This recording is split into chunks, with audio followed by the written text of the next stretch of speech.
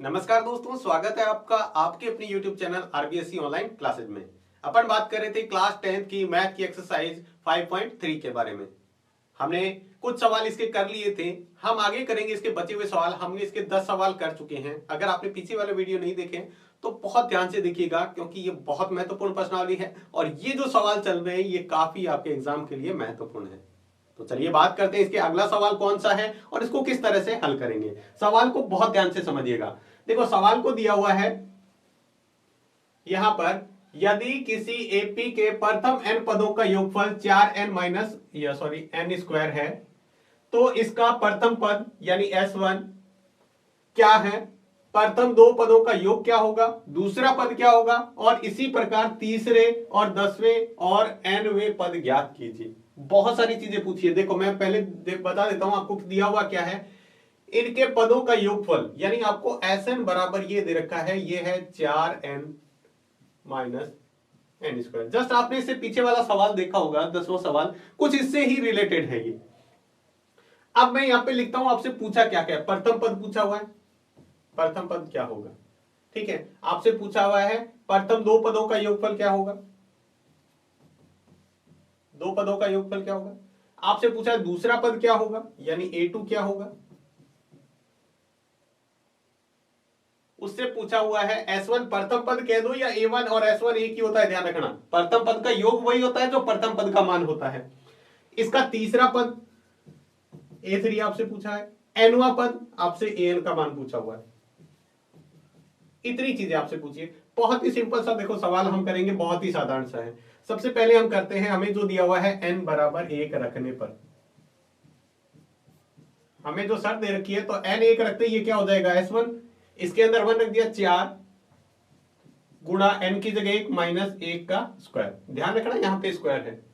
तो इसको हम हल करेंगे तो हमारे पास क्या आ जाएगा, देखो क्या आ जाएगा 4 माइनस 1, 4 में से 1 जाएगा तो कितना आ जाएगा 3।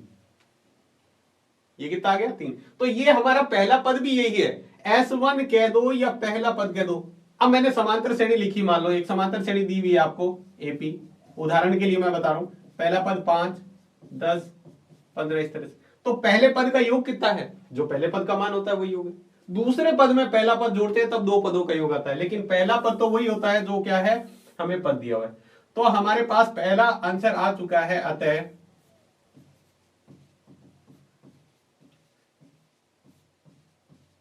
प्रथम पद a बराबर है 3। अब n बराबर 2 रखने पर पहला उत्तर आ चुका है हमारा ये वाला, जिसमें हमें ये कहा था, ये हमने निकाल लिया। बहुत ही सिंपल था। n बराबर 2 रखने पर 2 रखेंगे तो ये क्या होता है, ये होता है S2 हो जाएगा 4 गुणा 2 माइनस 2 का स्क्वायर। 4 गुणा 2 यानी 8, 8 में से 2 का स्क्वायर कितना है 4, 8 में से 4 जाएगा तो 4। तो दो पदों का योगफल आया है, ये हमारे पास क्या है S2 बराबर है 4। आपको मैंने प्रश्नावली के शुरू में बताया था, जब हम क्या करते हैं दूसरे पद में से पहला पद घटाते हैं तो हमारे पास A2 का मान आता है, दूसरा पद आता है। क्या आता है दूसरा। हमने ये पहले ही आपको प्रश्नावली के स्टार्टिंग में इसीलिए कहा है, बेसिक आपको अच्छी तरह देखना है। चलिए मान रखते हैं दूसरे पद में कितना है 4, ये तो A2 का मान कितना आ गया 1। अतः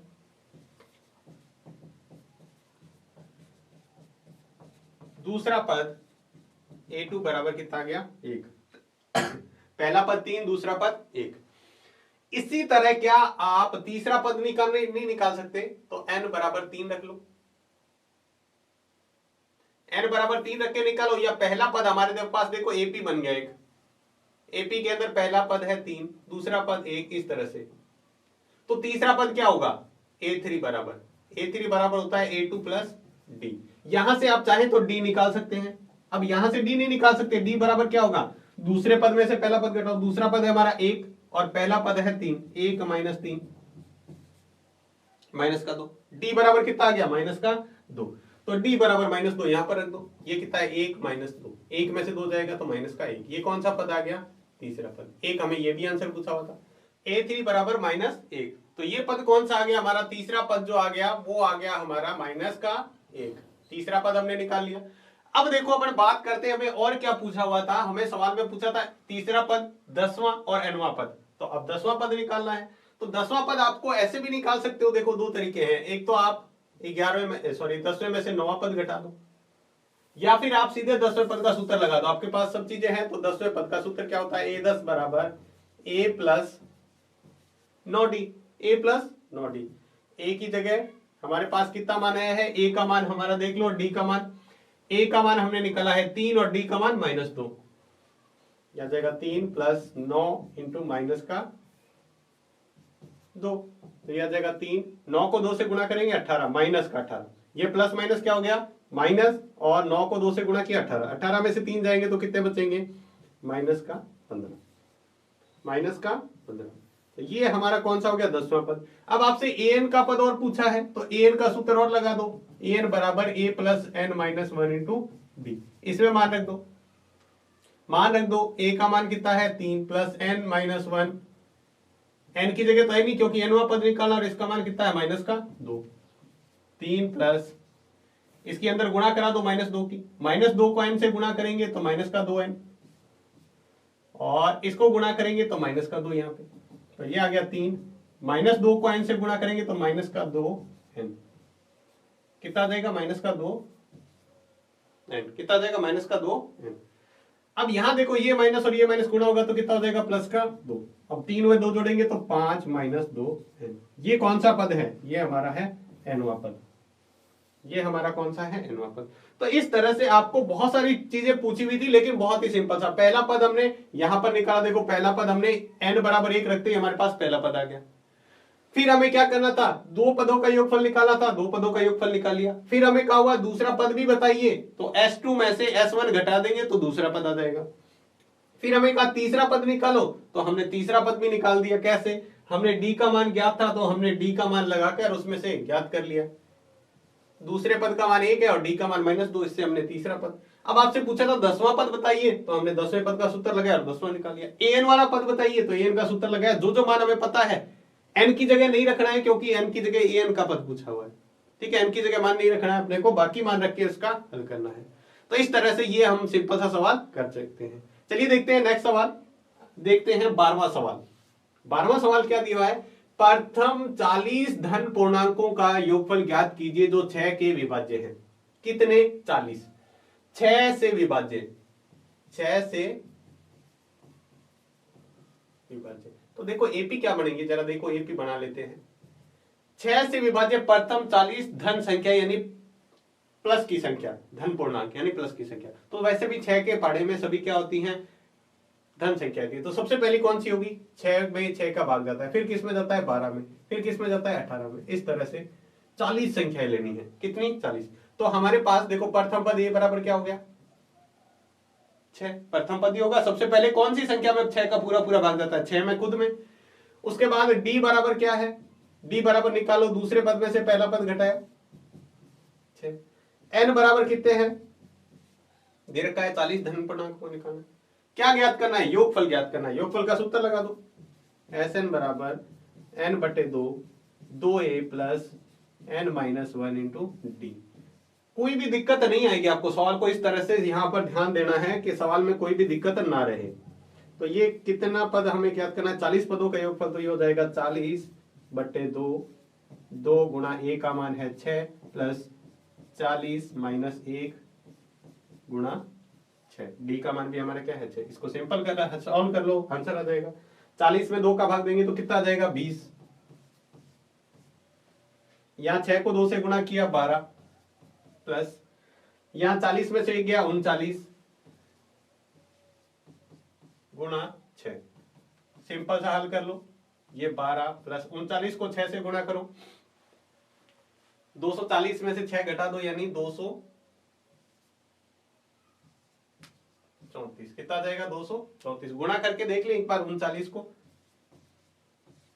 कई बार आप इसको सीधा करने की बजाय कहीं मिस्टेक नहीं हो, इसलिए अच्छी तरह चेक कर ले। 6 में होता है 54, ऐसे लगी 5 6 18 और 5 23, 234 आ रहा है, ठीक है। अब 234 में 12 जोड़ दो, 234 में 12 जोड़ेंगे तो कितना हो जाएगा 2 4 6 246। अब 246 को 20 से गुणा करना है तो कितना आ जाएगा 6 दूनी 12, 8 और 1 9, कितना देगा 4920। सिंपल सा सवाल था, कोई भी दिक्कत नहीं थी। आपको जो सवाल कह रहा है बस उससे पढ़ना है। हमें क्या दे रखा है, 6 से विभाज्य संख्या है, तो 6 से विभाज्य से हमने एक समांतर श्रेणी बना ली, ठीक है। उसके 40 धन पूर्णांकों का यानी n बराबर आपको क्या रखा है, पहले से ही 40 है। कुल पद कितने हैं, 40। तो हमें a का मान पता चल गया, d का मान हमने निकाल लिया, n हमें दिया हुआ था, सीधा Sn का सूत्र लगाया हमारे पास, ये हमारा Sn का सूत्र था और हमने इसका आंसर निकाल दिया। बिल्कुल आसान सा सवाल। नेक्स्ट सवाल देखते हैं। इसका सवाल नंबर 13 में क्या दिया हुआ है, 8 के प्रथम 15 गुणजों का योगफल ज्ञात कीजिए। सेम वही सवाल, 8 के प्रथम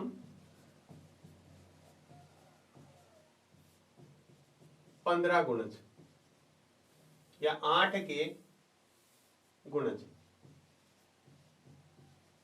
8 के गुणज कौन से, यानी अपन समांतर श्रेणी बना लेते हैं। कौन कौन सी संख्या आती है 8 के पढ़े में, क्या 8 खुद आता है पहले, 8 के बाद में कौन आता है, 16। गुणा का कह दो, विभाज्य का कह दो। गुणा मतलब वो 8 के पढ़े में आने चाहिए और विभाज्य का मतलब 8 का भाग जाना चाहिए।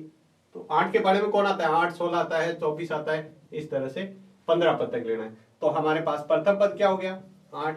डी बराबर क्या होगा, दूसरे पद में से पहला पद घटा दो, 8। और एन बराबर कितना लेना है, 15। 15 पदों का गुणनफल ज्ञात करना है ना, यहां पर आपको पहले से ही दे रखा है एन बराबर 15, ये रहा। तो ऐसे एन का सूत्र लगा दो, वैसे का वैसे ही एन बटे 2a plus N minus 1 into d. मान रख दो इसके अंदर, मान रखते ही तो हमारे पास सीधा सॉल्व करते उत्तर आ जाएगा। 15 बटे 2, पहला पद है 8, तो 2 गुणा 8 प्लस 15 माइनस 1 गुणा 8। इसका डी का मान भी कितना है, 8। चलिए इसको आगे हल करते हैं और अपने पास सिंपल सा इसका उत्तर आ जाएगा। 15 में 2 का भाग नहीं जा रहा है, एक बार ऐसे कैसे रख दो, अंदर हल कर लो इसको। 8 को 2 से गुणा करेंगे 16 प्लस 15 में से 1 जाएगा 14, 14 को 8 से गुणा करेंगे, 14 8 कितना होता है 112। देखो मैंने क्या किया है, यहाँ 15 में से 1 घटाया तो 14, 14 को मैंने 8 से गुणा करा दिया सीधा यहीं पे, तो कितना आ गया 112। 112 में 2 जोड़ 12 जोड़ दो, 16 जोड़ दो, तो ये कितना हो जाएगा 112 गुणा 16, 8 2 128। 128 को 2 के पारे से पूरा पूरा कट रहा है 64। 64 को 15 से गुणा करा दो, देखो 12 और 6 कितने हो गए 18, 18 में 10 जोड़ो 28, 128। 128 को 2 से भाग किया 64, अब 64 को 15 से गुणा कर दो, 15 चौके 60, 6 15 छः की 90 और 6 96, कितना आ जाएगा 960। 15 पदों का योगफल कितना होगा 960। यानी 8 के पाढ़े में शुरू से 8 का पाढ़ा 15 बार बोले, जितनी भी संख्या आएगी उनको सबको जोड़ दें तो कितना आ जाएगा 960। ये हमारे आ गया 15 पदों का योगफल। बिल्कुल आसान सी प्रश्नावली है, अगर आप लगातार इसको देखते आए हैं बेसिक से तो बिल्कुल आसान है।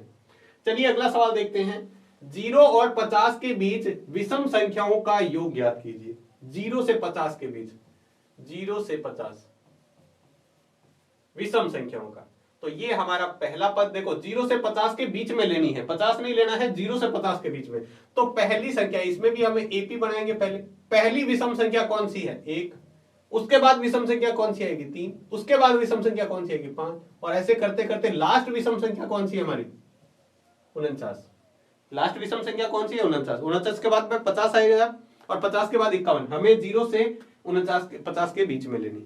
सिंपल सी समांतर श्रेणी, थोड़ा सा दिमाग लगाएंगे समांतर श्रेणी बन गई। अब इसके बाद में तो आपको कुछ भी पूछे आप कर सकते हो। ए बराबर कितना है, ए बराबर है हमारा 1, डी बराबर कितना है, दूसरे पद में से पहला पद घटा दो 2, अंतिम पद दे रखा है एन 49।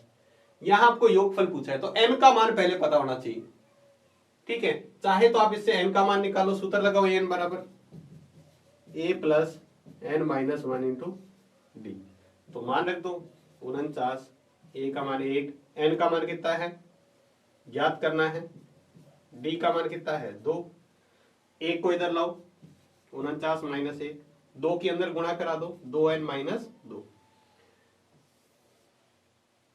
49 में से 1 जाएगा तो 48, 2n माइनस 2। 2 को इधर लाओ, 48 प्लस 2 बराबर 2n। 2 इधर आएगा तो प्लस का, 48 और 2 कितने हो गए 50। 2 इसको इधर लाएंगे तो भाग में, तो n बराबर 2 में 50 में 2 का भाग देंगे तो कितना आ जाएगा 25। और सिंपल सा आप याद भी रख सकते हो, अगर लगातार संख्या है सम या विषम तो जितनी संख्या होती है आधी सम होती है आधी विषम। तो 50 तक 25 सम है और 25 विषम है, लेकिन हमें यहाँ निकाल के बताना है। अब हमें पदों का योगफल ज्ञात करना है 25 पदों का, तो Sn बराबर क्या है, n/2 a प्लस l कह दो या an कह दो, क्योंकि हमें अंतिम पद पता है तो हम अंतिम पद वाला सूत्र लगा देते हैं। ये बहुत ही आसान सा सूत्र है, छोटा सूत्र है, इसलिए जल्दी हो जाता है सवाल। पहला पद 1, अंतिम पद है 49। क्या है 49, ये देखो पहला पद 1 है और अंतिम पद हमारा क्या है 49। 25/2, 49 में 1 जोड़ो तो कितना हो जाएगा 50। अब यहां से क्या करो, इसको एक कट जाएगा संख्या, कितना जाएगा 25। 25 को 25 से गुणा कर दो 625। 25 को 25 से गुणा करते कितना आ जाएगा 625। बस बहुत ही आसान सा सवाल। देखो हमें क्या करना है, दोबारा से देख लो, हमें पहले एपी बनानी है। हमें कहा हुआ है 0 से 50 तक विषम संख्याएं लेनी है। विषम कौन सी, जिसमें 2 का भाग नहीं जाता, जैसे 1, 3, 5, 7। और लास्ट पद हमारा कौन सा होगा जहां समांतर श्रेणी खत्म होगी 49। हमने ए निकाल लिया, डी हमें निकाल लिया, एन हमें दिया हुआ है। इससे हमने पहले एन वाला सूत्र लगाया और इससे हमने क्या मान निकाला है, एन का मान निकाला है। एन का मान आ गया, जैसे ही एन का मान आएगा एस एन का सूत्र दोनों में से कोई सा भी लगा के निकाल सकते हो, हमारे पास आ जाएगा ये मान। चलिए अब इसका अगला सवाल देखते हैं 15 नंबर। सवाल थोड़ा सा देखो दिखने में बहुत बड़ा है, तो कई बार बच्चे क्या होते हैं सवाल को देख के वैसे ही डर जाते हैं, तो ऐसा बिल्कुल नहीं है। आप सवाल को अच्छी तरह पढ़े, बिल्कुल आसान सा सवाल है। देखिएगा सवाल क्या है, निर्माण कार्य से संबंधित किसी ठेके में एक निश्चित तिथि के बाद कार्य को विलंब से पूरा करने के लिए जुर्माना लगाने का प्रावधान इस प्रकार है। यानी कोई काम दिया गया है किसी ठेकेदार को, अगर आपको उसने निश्चित समय भी बता दिया इतने समय में पूरा होना चाहिए, ठीक है, अगर नहीं होता है तो उसको फिर पेनल्टी देनी पड़ेगी, उसको जुर्माना लगेगा। पहले दिन के लिए 200 रुपए, दूसरे दिन के लिए 250, तीसरे दिन के लिए 300 इत्यादि, अर्थात प्रत्येक उत्तरोत्तर दिन का जुर्माना अपने से ठीक पहले दिन 50 रुपए अधिक हो जाता है। अगर एक दिन लेट हुआ तो उसको 200 रुपए देने पड़ेंगे, एक दिन का चार्ज। अगर 2 दिन हो गए तो दूसरे दिन, पहले दिन का 200, दूसरे दिन का 250, यानी 50-50 रुपए बढ़ते जाएंगे आपके। तो इसको हम एपी के रूप में लिखें तो एपी के रूप में ये क्या बन जाएगा, ये बन जाएगा, देखो पहले दिन उसने कितने दिए 200, दूसरे दिन कितने दिए 250, तीसरे दिन कितने दिए 300, इस तरह से बढ़ता जा रहा है। और आपसे पूछा क्या है, एक ठेकेदार को जुर्माने के रूप में कितनी राशि अदा करनी पड़ेगी यदि कार्य 30 दिन लेट हो। कितने दिन 30 दिन। तो हमारे पास दिन कितने हैं, टोटल जितने दिन है वही क्या हो जाएगा हमारे पास, एन का मान कितने हैं 30, तो ये हो जाएगा 30 दिन। चलिए हम इसे निकाल लेते हैं। प्रथम पद कितना है हमारा 200, अब तो बिल्कुल आसान हो गया। डी बराबर कितना है, दूसरे पद में से पहला पद घटा लो, कितना आ जाएगा 50, और n बराबर तो 30 दिया हुआ है, सीधा सूत्र लगाओ, एस एन बराबर n/2 2a plus n-1 into D, और इसमें मान रख दो। n की जगह कितना रखना है, कितने दिन है 30 दिन, तो n की जगह 30, 2 गुणा पहला पद कितना है 200 प्लस n-1 30 माइनस 1, और डी का मान कितना है, डी का मान कितना है 50 रुपए बढ़ता है, ये हमने निकाला है डी का मान ये 50। सीधा सा हल करना है, यहाँ कितना है 2, n नहीं है 2, ये कितना आ जाएगा 30 में 2 का भाग देंगे 15, 2 को 20 200 से गुणा करेंगे तो 400, 30 में से गया 29, 30 में से गया 29, 29 में 50 से गुणा करनी है, यह आ जाएगा 15, 429 को 50 से गुणा कर लो, 9 पंजे होता है 45, 4 यह आ जाएगा, इसमें 2 जोड़ दो, 400 जोड़ दो, तो 400 जोड़ेंगे तो ये कितना हो जाएगा, अब 1850 को 15 से गुणा कर दो, 1850 को 15 से गुणा करते हैं, देखो कितना आ जाएगा, 15 का 0, 15 पंजे 75, 15 8 120, 127, 12 15 और 12 कितने हो गए 15 और 12 हो गए 27, तो 27,750 रुपए। तो कितना आ जाएगा 27,750 रुपए, उसको क्या करना पड़ेगा, जुर्माना देना पड़ेगा अगर वो 30 दिन कार्य को लेट करता है। सवाल को थोड़ा सा ध्यान से पढ़े, वो कह रहा है कोई ठेकेदार को काम दिया गया है। अब आपको कह दे कोई काम आपको दिया गया है, अगर आप उस काम को इतने तारीख तक पूरा कर लेते हो तब तक तो ठीक है। अगर उससे एक दिन लेट होता है तो आपको 200 रुपए जुर्माना। अगर 2 दिन लेट हो गया तो पहले का 2 दिन, पहले का 200, दूसरे दिन का 250, तीसरे दिन फिर 300, चौथे दिन 350। इस तरह से 50-50 रुपए डेली के बढ़ते जाएंगे। ठीक है, तो अगर कोई काम 30 दिन लेट हो जाएगा तो कितने रुपए हो जाएंगे? 27,750 रुपए। कैसे निकाला हमने? सीधी सी पहले हमने इसकी एपी बना ली, एक समांतर श्रेणी बना ली। और समांतर श्रेणी तो आपको बढ़ने के बाद में तो आप आंख मीच कर उसको सवाल को कर सकते हो, हम इतने सवाल इसके कर चुके हैं। तो ये था इसका 15वां सवाल। उम्मीद है आपको अच्छे से समझ में आ गया होगा। चलिए इसका नेक्स्ट सवाल देख लेते हैं। नेक्स्ट सवाल में क्या दिया हुआ है? किसी स्कूल, ये सवाल बहुत महत्वपूर्ण है, पहले तो ये ध्यान रखें बहुत महत्वपूर्ण है, तो इसको बहुत ही अच्छी तरीके से समझिएगा। किसी स्कूल के विद्यार्थी के उसके समग्र शैक्षिक प्रदर्शन के लिए 7 पुरस्कार देने के लिए 700 रुपए की राशि रखी गई। प्रत्येक पुरस्कार अपने से ठीक पहले पुरस्कार से 20 रुपए कम है, तो प्रत्येक पुरस्कार की राशि 72। 7 जनों को पुरस्कार मिला और राशि कितनी है? 700 रुपए। पहले को जितना मिला उससे 20 रुपए दूसरे को कम मिलेगा, उससे 20 रुपए तीसरे को कम मिलेगा। जैसे मान लो उदाहरण के लिए हम लेते हैं, पहले को मान लो 100 रुपए मिले तो दूसरे को 80, तीसरे को 60, चौथे को, इस तरह से टोटल 7 जनों को पुरस्कार देना है। ठीक है, और कुल राशि कितनी है? 700 रुपए। तो चलिए हम देख लेते हैं, इसको हल करते हैं। कुल पुरस्कार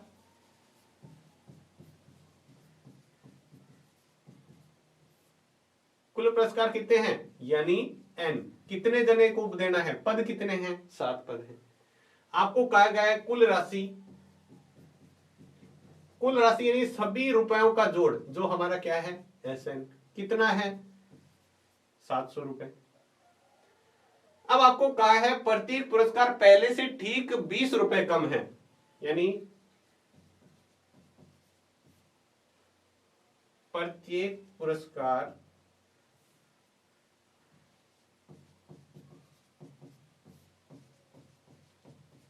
पहले से ठीक 20 रुपए कम है। यानी अपन कह दें, यानी अगर मान लो डी 20 रुपए कम है, इसका मतलब -20। कैसे? मैंने अभी आपको बताया था, पहले को मान लो 100 रुपए मिलते हैं, दूसरे को कितने मिले? 80, तीसरे को कितने मिले? 60। ये हमारा पहला पद, दूसरा पद, तीसरा पद। अगर डी निकालोगे तो क्या करोगे? दूसरे में से पहला पद घटाओगे, कितना आएगा? 80 में से 100 घटाओ, कितना आएगा? -20। जब भी संख्या क्या हो रही है? पुरस्कार कम होता जा रहा है, इसका मतलब डी का मान क्या होगा? माइनस में। सवाल में रखो, मान निकालो। चलिए हम लगाते हैं SN का सूत्र। SN बराबर n/2 a plus n-1 into D. 2a plus n-1 into d. मान रख दो। टोटल रुपए कितने हैं? 700। SN का मान 700। n का मान कितना है? कितने जनों को पुरस्कार देना है? 7 जनों को, तो n की जगह में 7 रखना है। 2 गुणा a का मान तो हमें पता ही नहीं है, प्रथम पद हमें पता थोड़ी है, पहले पुरस्कार को कितना मिला नहीं पता, तो a की जगह रख दो।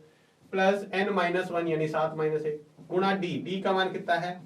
-20। बस हल कर लो, पक्षांतर कर दो। 2 गुणा में आ जाएगा और 7 भाग में आ जाएगा। 2 को a से गुणा करेंगे तो 2a हो जाएगा, प्लस 7 में से 1 जाएगा तो 6 को 20 से गुणा करेंगे तो -120। ये मैंने थोड़ा सा यहाँ स्टेप देखो, एक स्टेप मैंने स्किप कर दिया है, आप भी कर सकते हैं। देखो 7 में से 1 जाएगा तो 6 बचेगा, 6 को 20 से गुणा करेंगे तो 120, लेकिन माइनस है तो -120। ये 7 से पूरा पूरा कट रहा है कितनी बार? 100 बार। 100 को 2 से गुणा किया तो हमारे पास आ गया 200। यहां बचा हुआ है 2a और प्लस माइनस क्या हो जाएगा? -120। इसको इधर लाते हैं तो 200 प्लस 120। 120 इधर माइनस का इधर आएगा तो किसका हो जाएगा? प्लस का। तो ये कितना हो गया? ये हो गया टोटल 320 बराबर 2a। 320 बराबर 2a। हमने यहां लिख लेना है 320 बराबर 2a। हमें तो a का मान निकालना है, 2 इधर आएगा तो भाग में 320/2। 320 में 2 का भाग देंगे तो कितना आ जाएगा? 160। ए का मान पता चल गया, अब तो आप पद निकाल ही सकते हो। अब अपन लिखते हैं प्रथम पुरस्कार।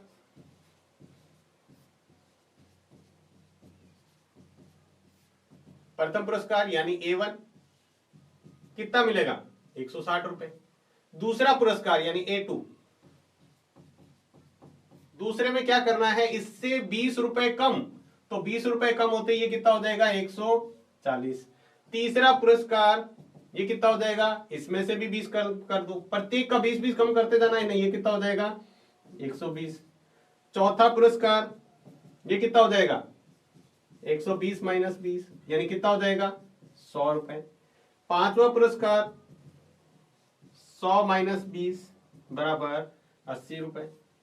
छठा पुरस्कार